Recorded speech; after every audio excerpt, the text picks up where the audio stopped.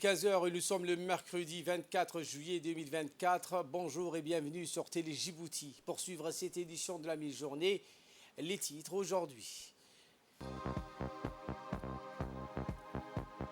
Réunion consultative des initiatives et efforts de paix pour le Soudan qui s'est tenue ce matin au Djibouti Palace Kempinski. Également dans l'actualité de ce 15 heures, le Hamas et le Fatah signent un accord d'unité nationale. Voilà pour le sommaire. Merci si vous nous rejoignez sur Télé Djibouti. Ce matin, la République du Djibouti a ouvert ses portes à une rencontre de haute importance, marquant un jalon crucial dans les efforts de paix pour le Soudan.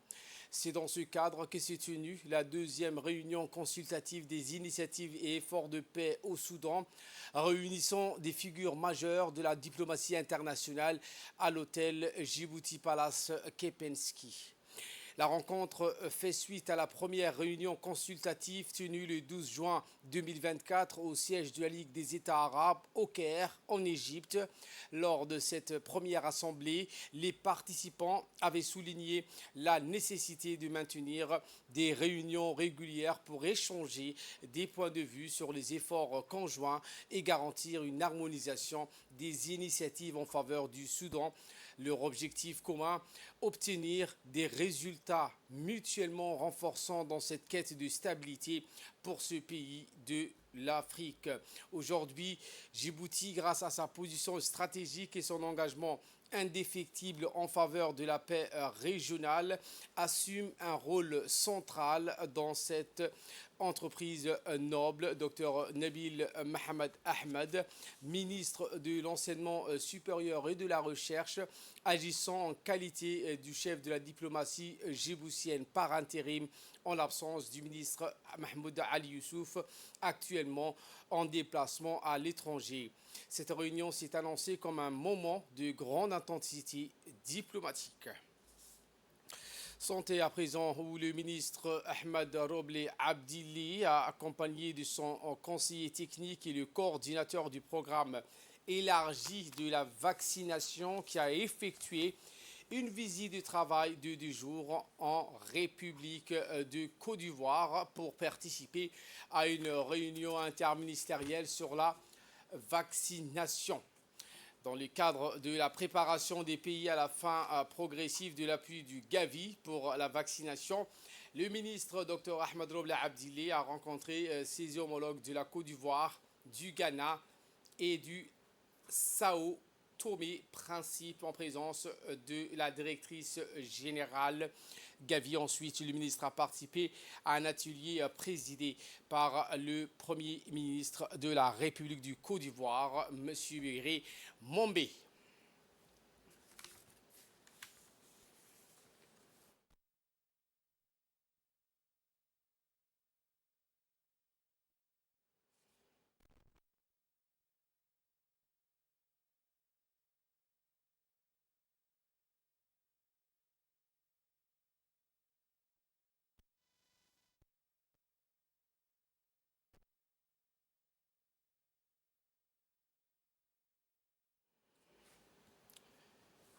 Les activités sportives d'été à Ouahli-Daba battent leur plein.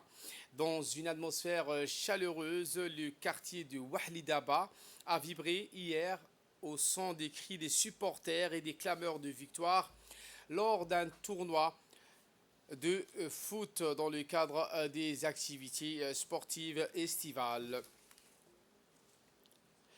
Sous l'œil vigilant du comité mandaté par le secrétariat d'État chargé des sports, les organisateurs ont programmé 2 rencontres de haut vol, marquant ainsi l'entrée dans la phase finale du tournoi. Le constat du comité d'organisation a été unanime, l'organisation a été impeccable et l'engouement de la population indéniable. Félicitant chaleureusement les organisateurs pour leur dévouement et leur professionnalisme, le comité a exprimé la satisfaction quant à la gestion efficace de l'événement.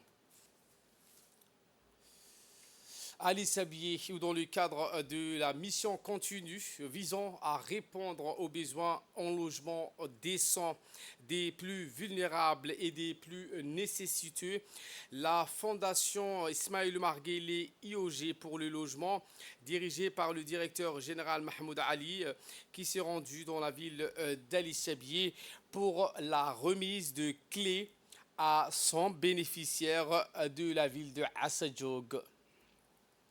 Cérémonie empreinte d'espoir et de changement qui s'est déroulée à la résidence des logements de la Fondation IOG qui a réuni la préfète adjointe, le deuxième vice-président de l'Assemblée nationale, l'honorable député Omar Ahmed Ouaïs, le directeur des affaires sociales, Mohamed Awale, ainsi que la députée de la région, en l'occurrence, Madame Felsana Abdillahi Miguel.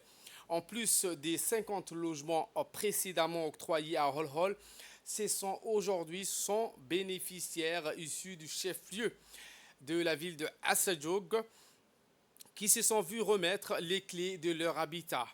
Ces bénéficiaires du registre social qui est géré par le ministère des Affaires sociales et des Solidarités répondaient parfaitement aux critères de vulnérabilité tels que l'handicap, la non-propriété ou encore la famille nombreuse. Les réalisations et les perspectives dans les secteurs du logement découlent de la politique du chef de l'État Ismaël Marguerite qui a hissé au rang de priorité nationale la construction des logements sociaux dans les régions pour faciliter ses habitants à l'accès à un logement décent.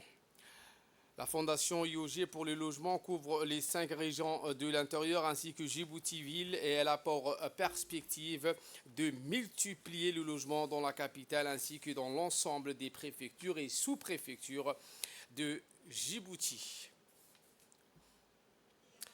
Le directeur général de la Fondation IOG a dans un mot prononcé à l'occasion mis en lumière le rôle décisif du chef de l'État en tant que pionnier de la lutte contre la pauvreté. En matière de lutte contre le mal logement, le directeur général de la Fondation IOG a indiqué dans son intervention que des actions concrètes ont été entreprises, notamment à travers la mise en place de logements sociaux. Une cérémonie de signature de contrat entre les comités locaux de développement et des entreprises s'est tenue au Conseil régional d'Obok, marquant une étape importante dans le cadre du projet d'urgence de protection sociale et de réponse de sécurité alimentaire.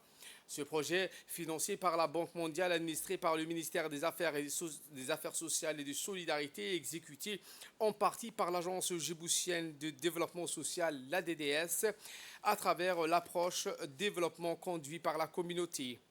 Cette cérémonie à Obok a vu la participation des personnalités dont le directeur général de l'ADDS, M. Mahdi Mohamed Jama, le président du conseil régional d'Obok, Mohamed Hamad, et le préfet par intérim, Mohamed Awad. Les contrats signés entre les comités locaux de développement et les entreprises prestataires permettront une mise en œuvre efficace et à apporter une réponse rapide aux besoins des populations locales. Toujours à Obok, cette fois-ci à Médéhou, où une délégation conduite par le directeur général de l'ADDS s'est rendue dans la localité de Médéhou pour rencontrer la population locale. Ils étaient accueillis par le local général de la localité. Une assise a été tenue avec la communauté qui n'a pas manquer de remercier la délégation de s'être rendue à leur village. Il en a par la suite exposé la situation de stress hydrique et leur volonté de diversifier leurs activités. Le directeur général s'est engagé à apporter leurs doléances aux différents services concernés afin d'y remédier aux problèmes des soifs. L'actualité de ce 15h, c'est aussi donc cette nouvelle qui nous vient du Hamas et du Fatah qui ont annoncé donc ce mardi la signature à Pékin en Chine d'un accord d'unité nationale. L'actualité dans le monde donc, a été marquée par cette signature à Pékin où le document qui ouvre la voie à une formation d'un gouvernement intérimaire de réconciliation nationale alors que les couteaux sont tirés entre les deux partis palestiniens depuis 2007. Cette nouvelle donne intervient dans un contexte de guerre entre Israël et le Hamas qui a transformé Gaza en champ de ruines alors que Israël exclut toute autorité dans l'enclave palestinienne incluant le Hamas. Le Hamas et le Fatah avaient déterré la hache de guerre après l'annulation des élections législatives remportées par le Hamas en 2007. À l'issue du conflit fratricide meurtrier, le Hamas avait pris le contrôle de Gaza, le Fatah n'administrant plus qu'une partie de la Cisjordanie. Voilà pour l'essentiel de ce 15h. Merci à vous de nous avoir suivis et très bonne suite de programme sur Télé Djibouti.